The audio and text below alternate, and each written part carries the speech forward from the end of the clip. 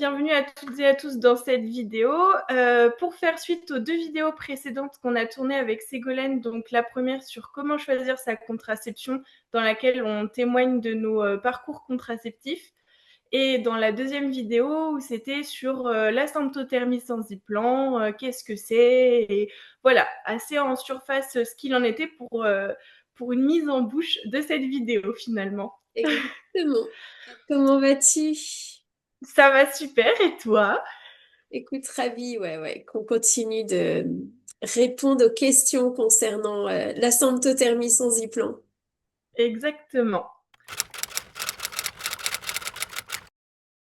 Alors, ça y est, tu as débuté, vous avez débuté ensemble avec Simon. Et de fait, comment se vit pour toi ces débuts avec la symptothermie sans implant d'un point de vue pratico-pratique? Eh bien, c'est hyper je trouve que c'est hyper, instinctif finalement, même de le faire à 2. Chacun arrive, très bien à prendre sa place, et à vraiment faire les choses, même les petits rappels, de Simon pour me dire: «Bah, est-ce que tu as pris ta température? Comment ça se passe?» et cetera. Donc ça, c'est super chouette, et puis on est vraiment très heureux de pouvoir analyser ça ensemble. Simon vraiment se fait un plaisir de l'analyse du graphique à chaque fois. J'imagine. Donc voilà, vraiment super top, on est trop contents. Super.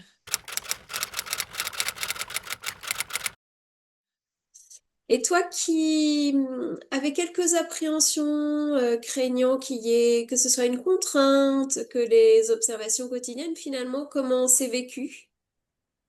Eh bien, en fait, non, ça se fait hyper naturellement. On a mis en place directement, notamment le petit thermomètre à poser sur la table de chevet. Et puis, le matin, avant de se lever, ça devient un automatisme. En fait, dans le doute, j'avais programmé des alarmes sur mon téléphone pour le soir et le matin en me disant, tu sais, le réflexe d'éteindre le réveil et tu vois le rappel. Mais au final, même pas besoin. Et puis, ouais, non, c'est vraiment rentré dans le quotidien. Et puis, si, des fois pour la glaire, ça va être Simon qui posera la question, est-ce que tu as bien pris ta glaire? Parce que je vois que c'est pas noté dans le tableau et tout. Ouais. Et du coup, c'est comme ça qu'on le fait. Donc, ouais, très Ouais, puis naturellement. de ce que j'entends, j'observe, c'est que vous faites vraiment équipe, vous êtes ensemble et ça, c'est très joyeux. Carrément, ouais, ouais, et c'est trop bien. Enfin, même nous, on le voit comme un nouvel élan où chacun reprend sa place dans le couple, etc. Donc, c'est vraiment très chouette. Ouais, moi, Merci de nous permettre de vivre cette expérience. très joyeux de vous y accompagner et que ça s'intègre pour vous de façon fluide et légère, évidente à votre quotidien. Alors, quelles sont tes questions aujourd'hui, Gladys? Eh bien, j'avais demandé justement à différentes personnes de mon entourage de poser des questions parce que quand je leur ai parlé justement de la symptothermie, donc j'ai une amie qui a en plus regardé les vidéos, qui m'a dit c'est trop bien, mais du coup j'ai envie d'en savoir plus maintenant, voilà. Donc elle m'a posé certaines questions et j'ai trouvé qu'elles étaient pertinentes dans le prolongement aussi de nous, ce qu'on avait commencé à aborder dans les vidéos précédentes. Euh, donc, si t'es OK, eh ben, on y va. Ok, allons-y. Première question. C'était en quoi cette méthode donc, de symptothermie sans implant diffère-t-elle des autres méthodes comme Ogino ou la méthode Billings? Donc, pour un petit rappel, peut-être est-ce que tu veux introduire ce qu'est la méthode Ogino et Billings?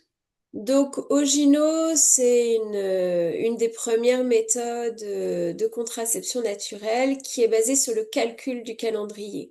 C'est-à-dire qu'on est parti d'un fait global, d'une observation globale qui est la durée d'un cycle moyen, euh, classiquement 28 jours, avec une ovulation au 14e jour. Et de fait, ça va donner une fenêtre de fertilité autour de l'ovulation, autour du 14e jour qui invite les couples à euh, éviter les contacts sexuels à ce moment-là et se considérer comme fertile en dehors de cette fenêtre-là, si ce n'est que en fait c'est très imprécis puisque nous ne sommes jamais à l'abri de cycles plus courts, de cycles plus longs, de cycles anovulatoire. Ça, on a commencé à l'évoquer ensemble à l'occasion de cette formation à la symptothermie sans implant. Et il suffit qu'il y ait le moindre changement pour qu'en fait, bah, cette méthode ne soit plus du tout adaptée au cycle en cours et donc occasionne des prises de risque, voire voilà, des grossesses non désirées. Donc ça, c'est Ogino. Billings, c'est une méthode symptothermique à indice unique où on va être focus sur les glaires. L'observation des glaires cervicales, donc qui est effectivement, comme on l'a vu, un indicateur de fertilité. Et qui là, dans la méthode Billings, va permettre de déterminer le début et la fin de la phase de fertilité avec ce simple indicateur. Donc voilà, il se trouve que la glaire va pouvoir nous indiquer qu'il y a des tentatives d'ovulation, que possiblement il y a une ovulation. Cependant, ce n'est pas suffisant pour préciser si le cycle a été ovulatoire et de fait si nous sortons d'une phase de fertilité ou pas pour entrer dans une phase infertile, puisque ça, on l'a vu ensemble en formation, eh bien c'est clairement déterminé par la température et même dans le cadre de la symptothermie sans implant, par la combinaison de l'interprétation de la glaire et de l'interprétation de la température. Donc ça donne des méthodes qui ont le mérite d'exister, qui ont eu le mérite d'exister et qui ont pu limiter les grossesses à l'époque, différer des projets bébés, mais qui ne sont pas aujourd'hui suffisamment efficaces pour être choisis comme une méthode de contraception naturelle. Ouais, et tu vois, pour rebondir même avec la méthode Billings sur les glaires, du coup, bah, moi, j'ai remarqué avec les cycles qu'on a pu voir ensemble que bah, j'avais une glaire qui était quand même plutôt de bonne, voire très bonne qualité sur la longue période de mon cycle. Oui, Et que bah, finalement, des fois, c'était assez limite pour que je détermine justement si oui, c'est mon pic de glaire par rapport à mon ovulation ou pas. Et oui, c'est vrai que bah, moi qui, au début, me basais un peu plus là-dessus, bah, oui. je me rends compte aujourd'hui que bah, en fait, il y a ce côté assez aléatoire finalement que bah, en fait, pour moi, ça n'aurait pas été efficace parce que j'étais même pas forcément en possibilité de vraiment déterminer la fenêtre de fertilité due à l'ovulation, quoi. Lié à la glaire, tu veux dire. Oui, Alors, parfait. Oui, c'est c'est ça. un indicateur majeur comme la température, seulement cet indicateur-là ne nous offre pas une efficacité méthode très satisfaisante en fait. Du coup, tu as déjà répondu à la deuxième question qui était du coup quels sont les principaux indicateurs à analyser.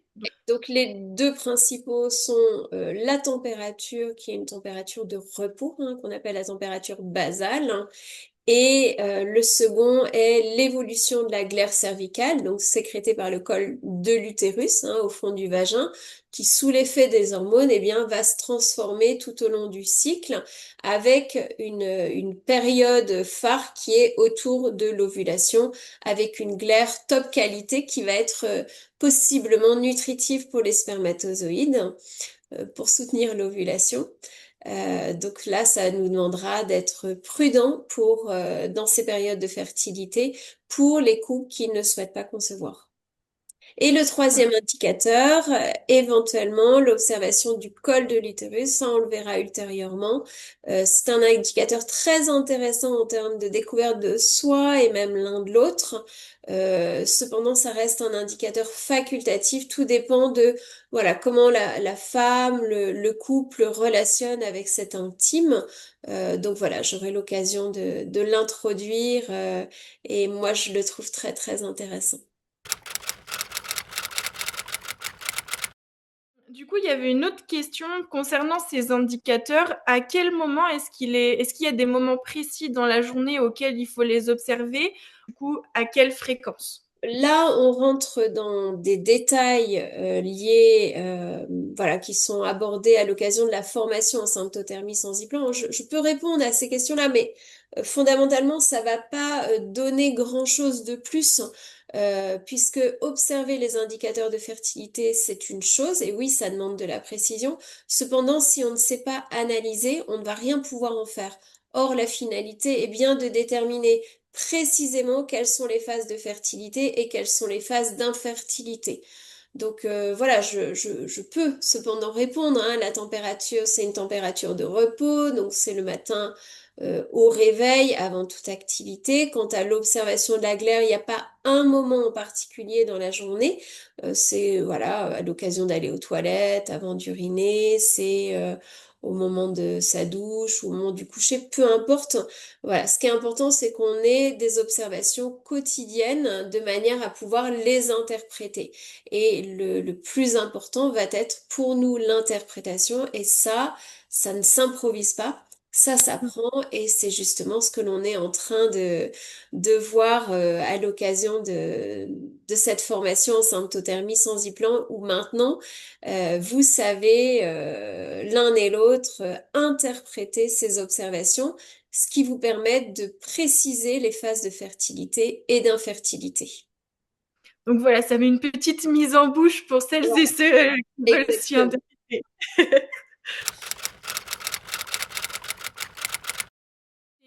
les précautions qu'il faut prendre pendant les jours fertiles ou en tout cas les périodes fertiles. Ouais. Donc, pour une femme ou un couple qui ne souhaite pas concevoir, donc qui va vraiment utiliser la symptothermie sans implant en mode contraceptif, eh bien, ça va demander sur les phases de fertilité d'être effectivement prudent, sachant que c'est facilité par le fait que vous savez précisément que vous êtes fertile et de fait, bah, quand l'intention est claire de ne pas concevoir, bah, ça motive à prendre ses dispositions. Donc, évidemment, il va falloir être prudent pour qu'il n'y ait pas de contact sexuel puisque la simple présence de glaire est un facteur de risque puisqu'un élément nutritif pour les spermatozoïdes et même une relation sexuelle à distance quelques jours avant l'ovulation pourrait risquer d'être fécondante bah, la semaine suivante. Donc évidemment, la méthode va tenir compte de ça.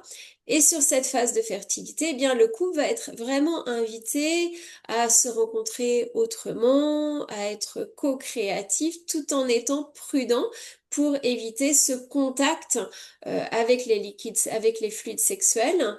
Et le symptothermie sans implant tolère euh, l'utilisation du préservatif pendant ces phases de fertilité dans la mesure où il est utilisé de façon correcte.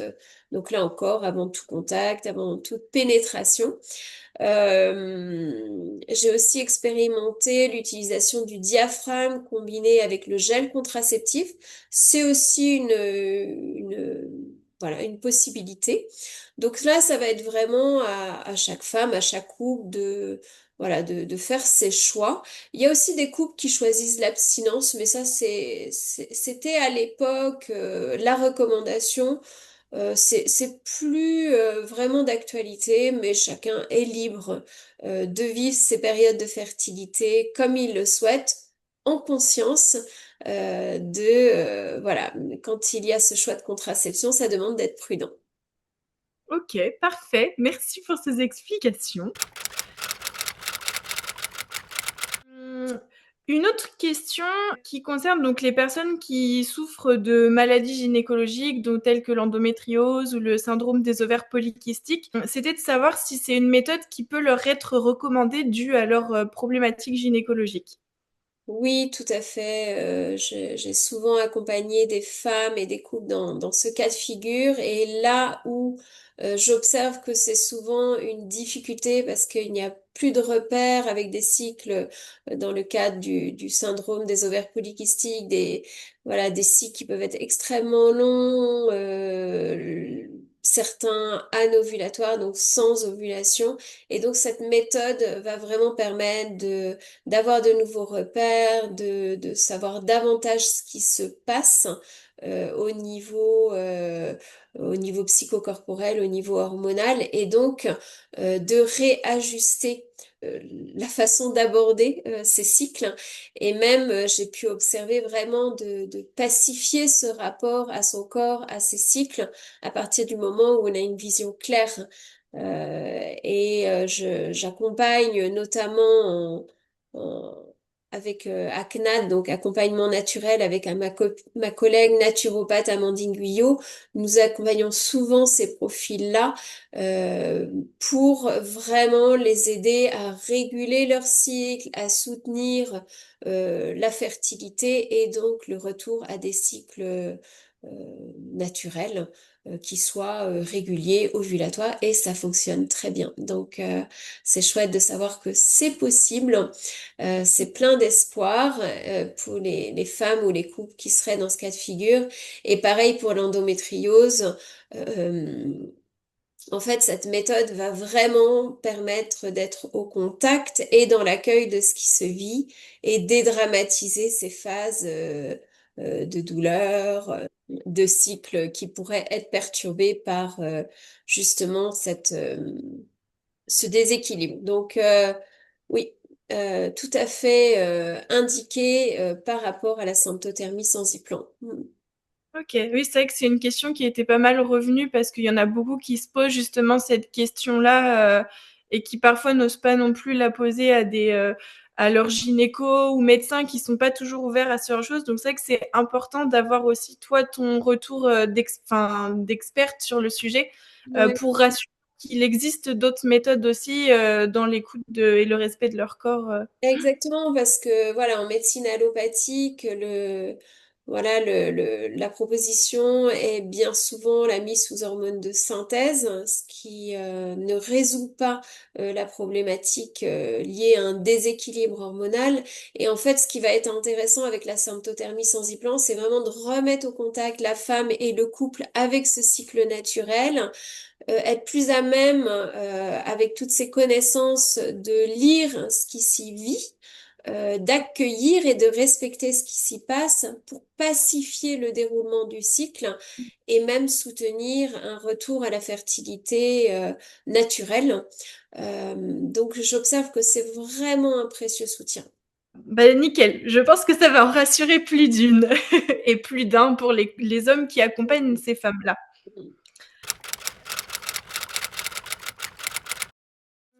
J'ai aussi la question concernant les femmes en période de ménopause, préménopause. Est-ce que, en quelque sorte, il est trop tard de s'intéresser à cette méthode-là, bien qu'on ait des cycles changeants? Donc la préménopause ou périménopause, c'est vraiment cette phase de transition entre la vie fertile et l'arrêt de la fertilité qui est la ménopause, hein, qui marque un point d'arrêt après un an sans saignement, sans menstruation. Eh bien, on affirme que la ménopause est installée.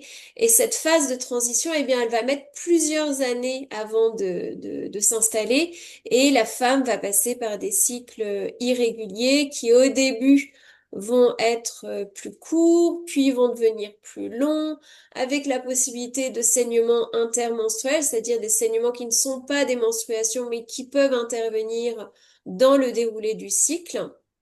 Et il se trouve que ce changement de rythme interne va pouvoir s'étaler sur plusieurs années et la symptothermie va aider la femme, le couple à avoir de nouveaux repères par rapport à cette fertilité qui va diminuant mais qui reste présente.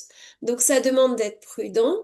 La symptothermie sans implant va pouvoir vraiment fournir aux femmes et aux couples les connaissances nécessaires pour interpréter ces cycles-là, qui sont des cycles vraiment spécifiques, avec des règles d'interprétation spécifiques. Donc, c'est plus facile chez une femme ou un couple qui connaît la méthode et auquel cas, bah, on aborde juste ce nouveau déroulé des cycles avec ces nouvelles règles d'interprétation. Pour une femme qui ne se serait jamais observée débuter par la phase de périménopause, c'est pas forcément ce qu'il y a de plus facile. Ça va être un précieux soutien parce que souvent j'observe que la femme et le couple ont besoin d'être rassurés que ce n'est pas un déséquilibre, c'est une phase de changement hormonal. Et ce n'est pas une pathologie, ce n'est pas une problématique, c'est une phase naturelle. Donc moi j'aime à accompagner voilà, ce déroulement naturel de la fertilité allant en diminuant jusqu'à la phase de périménopause, sachant que Voilà, ça peut être entre typiquement 47 et 54 ans, mais ça peut être aussi, on le voit, des préménopause et ménopause plus précoces, voire plus tardives. Donc ça, c'est vraiment propre à chacune. Oui, donc finalement, même une femme qui sent peut-être revenir ou qui n'est même, enfin, qui par exemple, je sais pas, je prends l'exemple d'une femme qui a âgé de 45 ans, qui sait que c'est pas, elle a encore son cycle naturel et classique, on va dire ça comme ça. Bah, en fait, il est pas non plus trop tard si elle veut retirer sa contraception qu'elle pouvait avoir autre, elle peut, il est pas trop tard à prendre cette méthode pour aussi l'aider du coup à passer le cap de la ménopause, enfin la préménopause, etc. et le vivre en toute sérénité finalement. Ouais. J'ai envie Ok. de partager un témoignage quand j'étais jeune formatrice de cette méthode.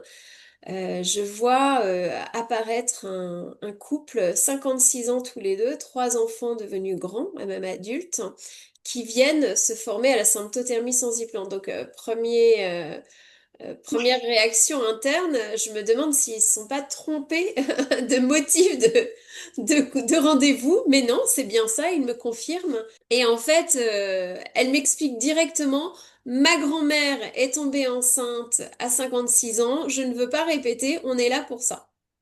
Voilà. Donc, ça a été très intéressant d'accompagner ce couple en fin de fertilité et finalement de s'apercevoir que, bah, en fait, ils avaient beau avoir eu trois enfants, avoir 56 ans, une certaine expérience de vie et de couple. En fait, il y avait tout à découvrir et ça a été vraiment passionnant de les accompagner dans cette découverte. L'un de l'autre et de leur fertilité pour accompagner justement cette fin de préménopause et célébrer pour eux ce soulagement d'entrer dans cette phase de ménopause. C'est génial, je trouve que c'est un super témoignage, merci. Donc finalement, tu vois, il y a de la marge. C'est 56 clair. ans, il y a de la marge.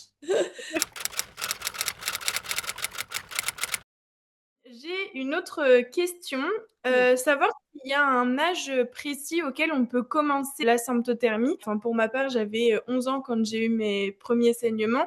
Oui. Est-ce que finalement, c'est pas un âge qui est aussi trop tôt pour commencer la symptothermie? Est-ce qu'il faut attendre un certain cap de vie ou certaines expériences? Alors, ce qui est important, c'est que ce soit une démarche personnelle, c'est-à-dire que l'adolescente ou l'adolescent, euh, même en relation, hein, voire début de relation, soit motivé et se sente concerné. À partir du moment où il y a cette motivation, cette curiosité, cette envie d'apprendre et de se découvrir, eh ben, en fait, c'est OK.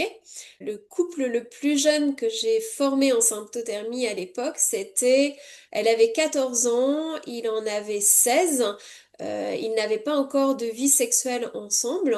C'était vraiment les débuts, le flirt des débuts, l'envie de se connaître et l'envie d'accompagner justement cette puberté ensemble et cette découverte de la sexualité.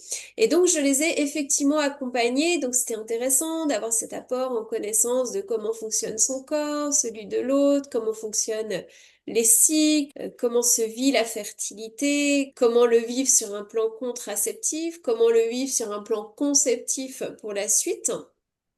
Et puis du coup, la symptothermie sans implant a accompagné peu à peu cette découverte l'un de l'autre jusqu'à l'entrée dans leur vie sexuelle. Et voilà, pendant des années, ils ont vécu cette période-là avec la symptothermie sans implant. J'ai trouvé ça vraiment merveilleux. Et en fait, cette jeune fille a trouvé ça tellement passionnant qu'elle s'est formée en tant que formatrice par la suite quand elle a eu 24 ans. C'est ça que c'est hyper chouette d'avoir des retours enfin, d'adolescents, parce que c'est vrai qu'on pourrait se dire que finalement ça les intéresse pas forcément. Mais comme tu dis, bah, si l'élan venait d'eux, c'est génial en fait. C'est Plus ça. tôt ils apprendront à se connaître, plus tôt ce sera génial. Ouais, et les retours que j'ai des femmes, des hommes, des couples que je forme au Sensiplan, c'est souvent mais si j'avais connu ça plus tôt, enfin mais ça devrait être appris dans les écoles quoi, dans les lycées tellement c'est précieux, mais même au collège.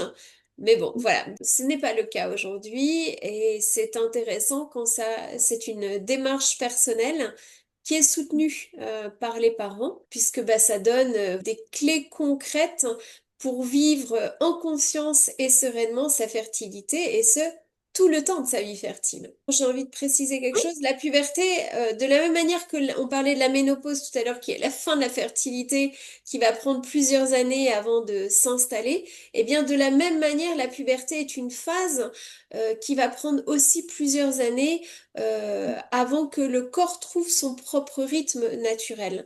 Donc, c'est vraiment une phase très importante à accompagner dans cette mise en place d'un équilibre hormonal au naturel. Donc, c'est vraiment un beau cadeau pour l'adolescent. Bah, c'est merveilleux de savoir comment ça fonctionne, en fait. Il n'aura plus à se contenter des cours de SVT à l'école. Ça, succinct.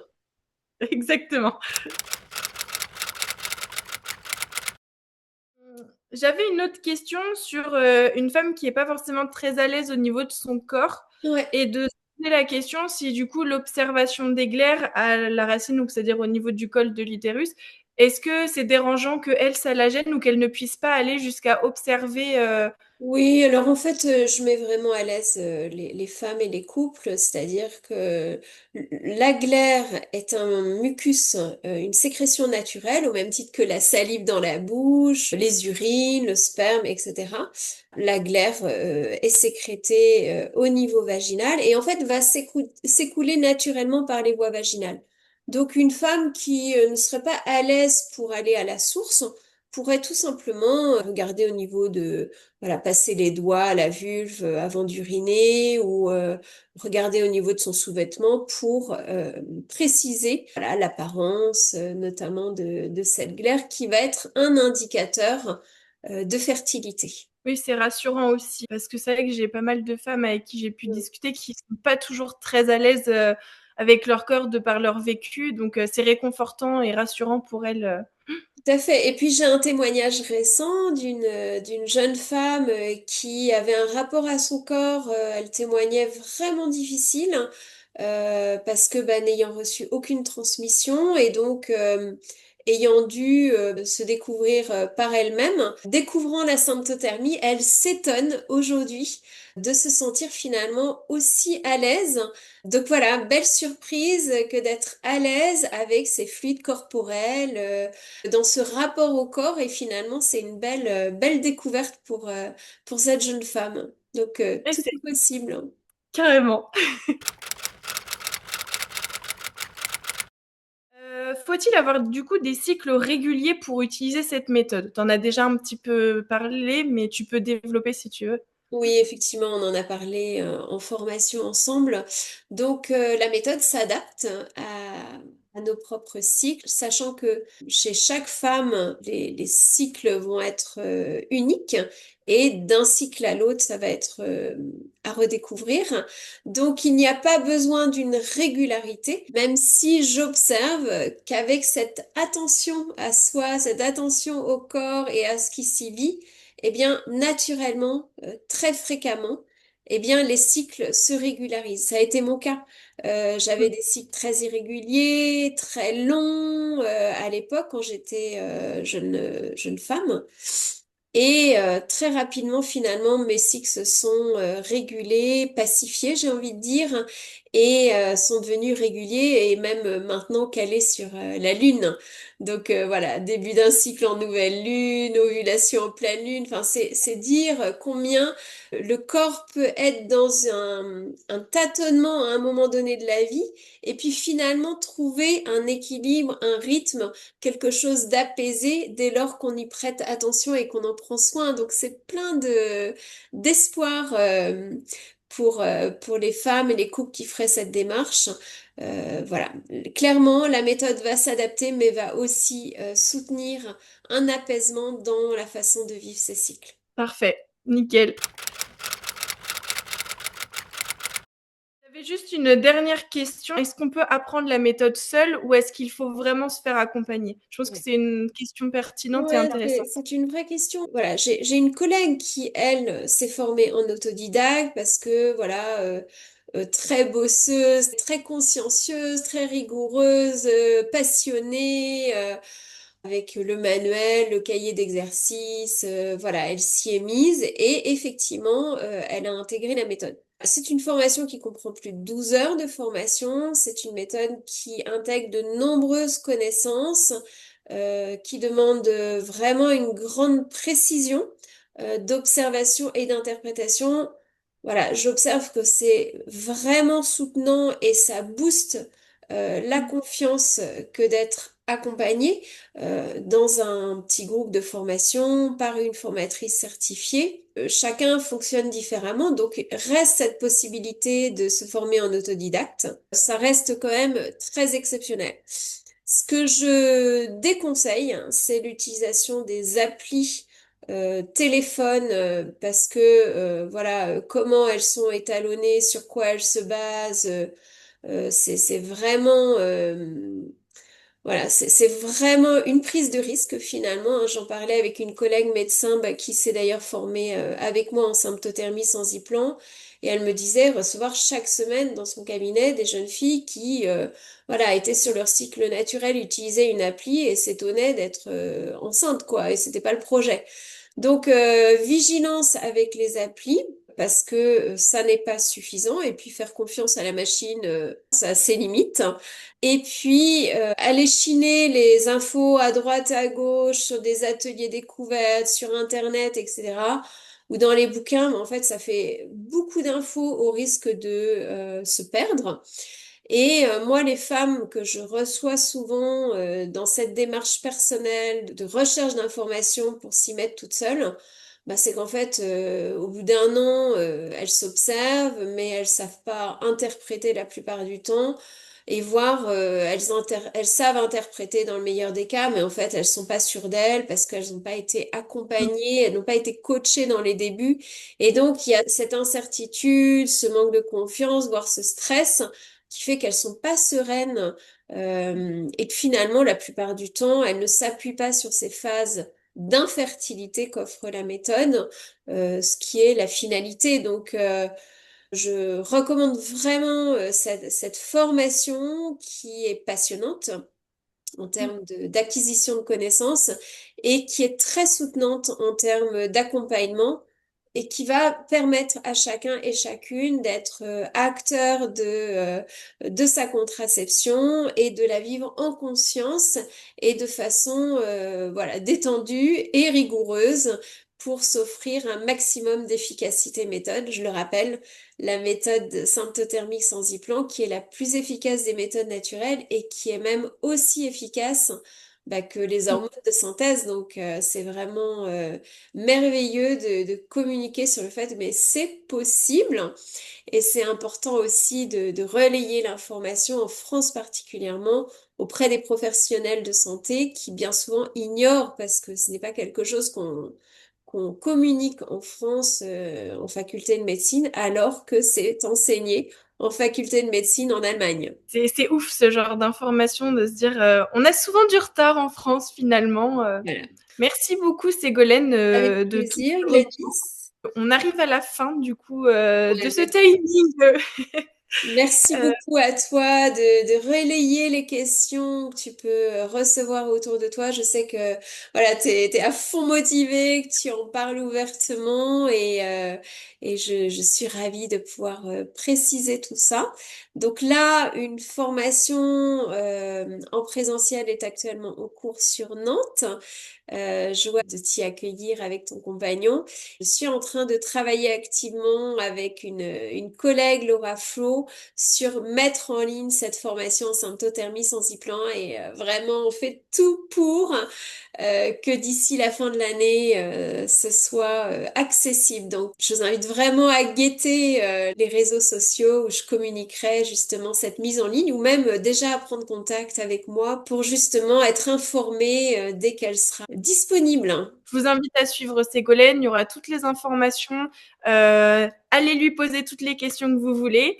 Et puis bah, merci beaucoup encore pour cette collaboration. Et Merci on se dit beaucoup à Gladys. Merci à toi. Et puis, bah, je rappelle que Gladys accompagne les femmes sur leur chemin en lien avec leur féminité. Toutes celles qui ont envie de cheminer, découvrir, de prendre soin de leur féminité, eh bien, rendez-vous sur l'actu de Gladys. Merci beaucoup. Salut, salut. À tout bientôt!